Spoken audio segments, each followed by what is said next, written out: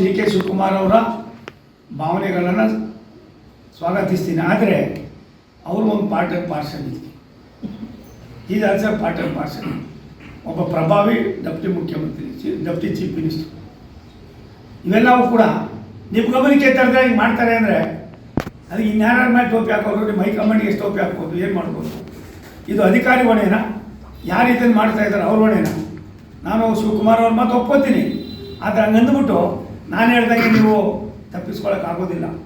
You are also ಒಂದು part and parcel of this. ಇದಕ್ಕೆ ನೀವು ಪಾಲುದಾರರು, ದಯವಿಟ್ಟು ಇದನ್ನು ನಿಲ್ಲಿಸಿ. ಒಂದು ತಾಂತ್ರಿಕ ಸಲಹಾ ಸಮಿತಿ ಮಾಡಿ ಎಷ್ಟು ಬೇಕೋ ಅಷ್ಟು ತೊಗೊಳ್ಳಿ. ಅದನ್ನು ಬಿಟ್ಟು ಎಲ್ಲರೂ ಉಂಟೇನ್ರಿ, ಯಾರಾದರೂ ಕೊಡ್ತಾರೇನ್ರಿ? ಅಧಿಕಾರಿಗಳು ಕೊನೆಗೆ ಏನಾಯ್ತದೆ ಅಂದರೆ ಎಲ್ಲ ಮಾಡಿದ್ದೀವಿ ಅಂತ ಹೋಗಿ ಉಯ್ಯೋ ಮಡ್ರ ಆಯ್ತದೆ, ಹುಚ್ಚು ಸಂತೆ ಆಯ್ತದೆ. ಈ ಹುಚ್ಚು ಸಂತೆಯಲ್ಲಿ ಯಾರು ಹುಚ್ಚು ಹಿಡಿದಿದೆ ಅಂತ ಹೇಳ್ಬೇಕಾದ್ರೆ ಸಿದ್ದರಾಮಯ್ಯನವರು ಹೋಗಿ ನಿಂತ್ಕೋಬೇಕಾಯ್ತದೆ. ಈ ಕಟಕಟೆಯ ಜಾಗವನ್ನು ನಿಮ್ಗೆ ಆಗೋದು ಬೇಡ. ದಯವಿಟ್ಟು ಅದನ್ನು ನೀವು ಮತ್ತೆ ಪುನರ್ ಪರಿಶೀಲನೆ ಮಾಡೋದು ಸೂಕ್ತ. ಈ ಒಂದು ವರದಿ ಏನಿದೆ, ದೇವರಾಜ ಅರಸು ಫೋಟೋ ಹಾಕ್ಕೊಂಡು ಮಾಡ್ತಾ ಇದ್ದಾರಲ್ಲ, ಇದಕ್ಕಿಂತ ಹೇಯವಾದ ಮತ್ತೊಂದಿಲ್ಲ. ದೇವರಾಜ ಅರಸು ಪುಣ್ಯಾತ್ಮ ಈ ಥರ ಮಾಡಿರಲಿಲ್ಲ. ಈ ಥರ ಎಲ್ಲ ಮಾಡಿ ಅವ್ರು ಯಾರಿಗೂ ಪಾಪ ಮಾಡಿಲ್ಲ. ಕೆಲವು ಉಳುವವರಿಗೆ ಭೂಮಿ ಅನ್ನೋದನ್ನು ಕೊಟ್ಟು ಒಂದು ಕ್ರಾಂತಿ ಮಾಡಿದ್ರು. ಹಿಂದುಳಿದ ವರ್ಗದವರಿಗೆ ಒಂದು ಒಳ್ಳೆಯ ಸಂದೇಶ ಕೊಟ್ಟರು. ಅದನ್ನು ಬಿಟ್ಟು ನೀವು ಮೇಲ್ವರ್ಗಕ್ಕೋ ಇನ್ನೊಬ್ಬ ವರ್ಗಕ್ಕೋ ಕೆಲವೇ ಜಾತಿಗಳಿಗೆ ಎಲ್ಲ ಒಂದು ಕಡೆ ತುಳಿಯೋದಕ್ಕೋಸ್ಕರವಾಗಿ ಇಂಥ 60-65 ಪ್ರಶ್ನೆಗಳು ಕೇಳಿ ತಲೆಕೆಟ್ಟೋಗುವಂಥ ಮಾತುಗಳನ್ನಾಡಿ, ಅದು ಇದನ್ನು ನೀವು ವಾಟ್ಸಪ್ಪಲ್ಲಿ ಮಾಹಿತಿ ತೊಗೋತೀವಿ ಅಂದರೆ ನಾಳೆ ಬೆಳಗ್ಗೆ ಒಂದಷ್ಟು ಡಿಲೀಟ್ ಮಾಡಿದ್ರೆ ಮುಗಿದೋಯ್ತು. ಏನಿದೆ ಅದರೊಳಗೆ? ಪೇಪರ್ನೇನಾದರೂ ಇದ್ದರೆ ಅಟ್ಲೀಸ್ಟ್ ಒಂದು ಪೇಪರ್ ಇರ್ತದೆ, ಮಾಹಿತಿ ಸಿಗ್ತದೆ. ನೀವು ಯಾವುದು ಮೊಬೈಲಲ್ಲಿ ನಾವ್ಯಾವ ಮಾಡೋದಿಲ್ಲನಪ್ಪ, ಯಾವ್ಯಾವುದಕ್ಕೂ ಏನೋ ಹಾಕ್ತೀವಿ, ಅದಾದಮೇಲೆ ಏನು ಮಾಡ್ತೀವಿ ನಾವು? ಡಿಲೀಟ್ ಮಾಡ್ತೀವಿ. ಇದು ಹಂಗೆ ವಾಮಿಟ್ ಮಾಡೋ ಕೆಲಸ ಮಾಡಿಬಿಟ್ಟು ವಾಮಿಟ್ ಮಾಡೋದಕ್ಕೆ ಯಾರು ಕಾರಣ ಅನ್ನೋದನ್ನು ಮೊದಲು ಸರ್ ಮಾಡ್ಕೊಳ್ಳಿ ಸಿದ್ದರಾಮಯ್ಯ ಸಾಹೇಬ್ರೆ. ಇದು ಒಳ್ಳೆಯದಲ್ಲ. ನೀವು ಮಾಡ್ತಾ ಇರೋದಕ್ಕಂತ ಇರೋದು ಇದಿದೆ. ಸೆನ್ಸಸ್ಸು ಅವೈಜ್ಞಾನಿಕ ಅಸಹ್ಯದ ಕೆಲಸ. ಈ ಅಸಹ್ಯದ ಕೆಲಸಕ್ಕೆ ತಾಂತ್ರಿಕವಾಗಿ ಏನಾದರೂ ಒಂದು ಮಾಡದೆ ಹೋದರೆ ನಿಮ್ಮನ್ನು ಜನ ಕ್ಷಮಿಸೋದು. ತಂಡ ಯಾವುದಕ್ಕೋಸ್ಕರ ನೀವು ಮಾಡ್ತಾ ಇದ್ದೀರಿ? ನಿಮ್ಮ ಉದ್ದೇಶ ಏನು? ಜಾತಿ ಮಾಡಬೇಕು. ಜಾತಿ ಬಿಟ್ಟರೆ ಬಾಕಿದೇನು ನಿಮ್ಗೆ ಅವಶ್ಯಕತೆ ಇಲ್ಲ. ಇಲ್ಲಿ ಯಾರು ಮಾಹಿತಿಯನ್ನು ನೀವು ಕೊಡೋ ಇದ್ರೊಳಗೆ ಮತ್ತೊಂದ್ರೆ ಮಾಡೋಕ್ಕಾಗ್ತಾ ಇಲ್ಲ. ಆ ಜಾತಿ ಸಭೆ ಮಾಡಬೇಕು ಅಂದಾಗ ತಾಂತ್ರಿಕ ಸಮಿತಿಯಲ್ಲಿ ಕೂಲಂಕುಷವಾಗಿ ನಿಮ್ಮ ಉದ್ದೇಶ ಏನಿದೆ, ನಿಮ್ಮ ಭಾವನೆ ಏನಿದೆ, ನೀವೇನಕ್ಕೋಸ್ಕರ ಇದು ಮಾಡ್ತಾ ಇದ್ದೀರಿ, ಯಾರ ಬಗ್ಗೆ ಟೋಪಿ ಇಡಬೇಕು, ಯಾರಿಗೆ ಹೂವು ಇಡಬೇಕು, ಯಾರು ಮೋಸ ಮಾಡಬೇಕು, ಯಾವ ಸಮಾಜಕ್ಕೆ ಅನ್ಯಾಯ ಮಾಡಬೇಕು ಅನ್ನೋದು ನಿಮ್ಮ ತಲೆಯಲ್ಲಿ ಈಗಾಗಲೇ ಇದೆ. ಅದನ್ನು ಬೇಡ ಅನ್ನೋದಾದರೆ ಆ ತಾಂತ್ರಿಕ ಸಮಿತಿಯನ್ನು ನೇಮಕ ಮಾಡಿ, ತಾಂತ್ರಿಕ ತಜ್ಞರು ಯಾವುದಕ್ಕೋಸ್ಕರ ನೀವು ಮಾಡ್ತಾ ಇದ್ದೀರಿ ಅನ್ನೋದಕ್ಕೆ ಸೀಮಿತ ಮಾಡಿ. ಇದನ್ನು ಮಾಡಿದ್ರೆ ನಿಮ್ಗೆ ಗೌರವ ಬರ್ತದೆ.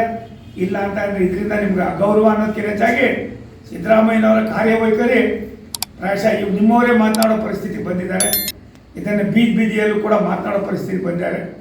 ನಾನು ಒಬ್ಬ ಸ್ನೇಹಿತನಾಗಿ ನಿಮಗೆ ವಿನಂತಿ ಮಾಡ್ತೀನಿ, ಇದು ನಿಮಗೆ ಶೋಭೆ ತರೋದಲ್ಲ. ನೀವು ಎಷ್ಟು ಮಟ್ಟಿಗೆ ಅದನ್ನು ಸರ್ಕಸ್ ಮಾಡಿದ್ದೀರೋ, ಎಕ್ಸಸೈಸ್ ಮಾಡಿದ್ದೀರೋ, ಅದ್ರ ಬಗ್ಗೆ ಗಮನ ಹರಿಸಿದ್ದೀರೋ, ಅದನ್ನು ಯಾವ ರೀತಿ ನೀವು ಕೂಲಂಕುಷವಾಗಿ ಪರಿಶೀಲನೆ ಮಾಡಿದ್ರೋ ತಿಳ್ಕೊಂಡಿದ್ದೀರೋ ಗೊತ್ತಿಲ್ಲ. ದಯವಿಟ್ಟು ನೀವು ತಿಳ್ಕೊಳ್ತೀರ. ಇನ್ನೊಬ್ರು ಕೊಟ್ಟಂಥ ಅದನ್ನು ಮಕ್ಕಿ ಏನು ನೀವು ಮಾಡ್ತಾ ಇದ್ದೀರಿ? ಇದು ನೀವು ಏನೇ ಮಾಡಿದ್ರು ಕೂಡ ಈ ರೀತಿಯಾಗಿ ಮಾಡೋಕ್ಕೆ ಹೋದರೆ 1 ವರ್ಷ ಆದರೂ ಕೂಡ ನೀವು ಮಾಡೋಕ್ಕಾಗೋದಿಲ್ಲ. ಕನಿಷ್ಠ 6 ತಿಂಗಳು ಬೇಕಾಗ್ತದೆ. ಇವೆಲ್ಲವನ್ನು ಕೂಡ ರದ್ದುಪಡಿಸಿ ಯಾವ ಉದ್ದೇಶಕ್ಕೋಸ್ಕರವಾಗಿ ನೀವು ಇದನ್ನು ಮಾಡಬೇಕು ಅಂತ ಇದ್ದೀರೋ ಆ ಉದ್ದೇಶ ಏನಿದೆ 2 ಮಾತ್ರ ಮುಗಿದೋಯ್ತದೆ. ಸೆನ್ಸಸ್ ಆಫ್ ಇಂಡಿಯಾ ನೀವು ಹೇಳಿದಿರಿ, ಮೊಬೈಲ್ನಲ್ಲಿ ಮಾಡಿ ಅಂತ ಅಂದ್ಬಿಟ್ಟು ಕಳಿಸ್ತೀರಿ. ಸ್ವಾಮಿ, ನಿಮಗಾಗಲಿ ನಮಗಾಗಲಿ ಕೂತ್ಕೊಳ್ಳೋಣ, ನಮ್ಮಿಬ್ಬರಿಗೂ ಕರೆಕ್ಟಾಗಿ ಮಾಡೋಕ್ಕೆ ಆಪ್ರೇಟ್ ಮಾಡೋಕ್ಕೆ ಬರ್ತಾರ ಇಲ್ವಾ ಅನ್ನೋದನ್ನು ನಾವು ಯೋಚನೆ ಮಾಡಬೇಕಾಗಿದೆ. ಸಿದ್ದರಾಮಯ್ಯ ಸಾಹೇಬ್ರೆ, ನಾವು ಇನ್ನೂ ಕಲಿಯೋದು ತುಂಬ ಇದೆ. ನೀವು ಬೇಜಾರು ಕಲಿಯೋದಿದೆ ರೀ. 2 ಸಾರಿ ಮುಖ್ಯಮಂತ್ರಿ ಆಗಿ ರಾಜ್ಯದಲ್ಲಿ ಮೊದಲನೇ ಬಾರಿ ಅನ್ನೋದಕ್ಕಿಂತ ಹೆಚ್ಚಾಗಿ ನಿಮ್ಮ ಕಾರ್ಯವೈಖರಿ ಈ ಮಟ್ಟಕ್ಕೆ ಇಳಿದ್ರೆ ಈ ರಾಜ್ಯನ ಉಳಿಸೋದು ಭಗವಂತನೇ ಬರಬೇಕಾಯ್ತದೆ.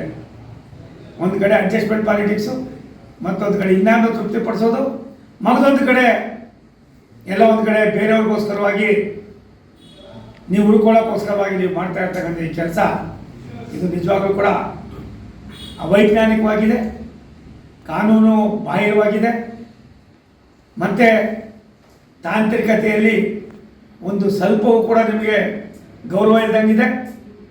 ಇರುವಾಗ ಇದನ್ನು ಒಂದು ತಾಂತ್ರಿಕ ಸಲಹಾ ಸಮಿತಿಯನ್ನು ಮಾಡಿ ಅವರಿಂದ ಮಾಹಿತಿಯನ್ನು ಪಡೆದು ಒಂದು 6 ತಿಂಗಳಾಗಲಿ ನೀವು ಇನ್ನೂ 2.5 ವರ್ಷ ಇರ್ತೀರಿ. ನೀವೇ ಹೇಳಿದ್ದೀರಿ ನಾನು ಇನ್ನೂ 2 ವರ್ಷ ನಾನೇ ಮುಖ್ಯಮಂತ್ರಿ ಅಂತ. ನಮಗೇನು ಬೇಸಿಕೆ ಇಲ್ಲ. ಮಾಡುವಾಗ ಆ ಥರ ಮಾಡಿ, ಅದು ಬಿಟ್ಟು ಇವಾಗ ಏನು ಮಾಡ್ತಾ ಇದ್ದೀರಿ? ಈ ಕಾಗಪ್ಪ ಗೂಗಮ್ಮನ ಕೆಲಸ, ಈ ಕಾಗಮ್ಮ ಗೂಬಕ್ಕನ ಕೆಲಸ ಬೇಕಿಲ್ಲ. ಇದರಿಂದ ನಿಮಗೇನು ಮಾಹಿತಿ ಸಿಗೋದಿಲ್ಲ. ಎಲ್ಲ ಒಂದು ಕಡೆ ಕೆಲವು ವರ್ಗದ ಸಮಾಜವನ್ನು ತುಳಿಯೋದಕ್ಕೋಸ್ಕರವಾಗಿ, ಆ ಸಮಾಜವನ್ನು ಎಲ್ಲ ಒಂದು ಕಡೆ ಬೇರು ಸಹಿತ ಕಿತ್ತಾಕೋದಕ್ಕೋಸ್ಕರವಾಗಿ ನಿಮ್ಮ ಹುನ್ನಾರ ಏನಿದೆ ಇದನ್ನು ತಕ್ಷಣವೇ ನಿಲ್ಲಿಸೋದು ಸೂಕ್ತ ಅಂತ ನನ್ನ ಒಟ್ಟಾರೆಯಾಗಿ ಬೆಳಿಗ್ಗೆಯಿಂದ ನಾನು ಇದನ್ನು ಸ್ಟಡಿ ಮಾಡಿ ಮಾಹಿತಿಯನ್ನು ಕೊಡಬೇಕಾದಂಥ ಒಂದು ಅನುಭವ ನನಗನ್ನಿಸ್ತದೆ ವಿಶ್ವದಲ್ಲೇ ಇಲ್ಲ. ಇಂಥ ಒಂದು ಅವೈಜ್ಞಾನಿಕವಾದ ತಾಂತ್ರಿಕ ದೋಷಗಳಿಂದ ಕೂಡಿರ್ತಕ್ಕಂಥ, ಯಾರಿಗೂ ಕೂಡ ಸರಿಯಾಗಿ ಮಾಹಿತಿನೇ ಇಲ್ಲದೆ ಇರ್ತಕ್ಕಂಥ ಏನೆಲ್ಲವನ್ನು ಸೇರಿಸಿ ಇದನ್ನು ಮಾಡಿ ಜನರನ್ನು ದಾರಿ ತಪ್ಪಿಸಿ ಗೊಂದಲ ಮಾಡಿ ಯಾರು ಕೂಡ ಯಾರು ಅಂತ ಹೇಳ್ಕೊಳ್ಳೋದಂಥ ಪರಿಸ್ಥಿತಿಗೆ ತಂದಿರ್ತಕ್ಕಂಥ ಈ ಒಂದು ಸರ್ವೆ ಏನಿದೆ ಇದನ್ನು ತಕ್ಷಣವೇ ನಿಲ್ಲಿಸಿ ಇದಕ್ಕೊಂದು ವೈಜ್ಞಾನಿಕವಾಗಿ ಏನಾದರೂ ಮಾಡೋದಾದರೆ ಮಾಡಿ. ಇಲ್ಲಾಂದರೆ ಈ ಪಾಪದ ಹೊರೆ ನಿಮಗೆ ತುಂಬ ಭಾರ ಆಯ್ತದೆ. ಇದಕ್ಕೆ ಬೆಲೆ ತೆತ್ತಬೇಕಾಯ್ತು.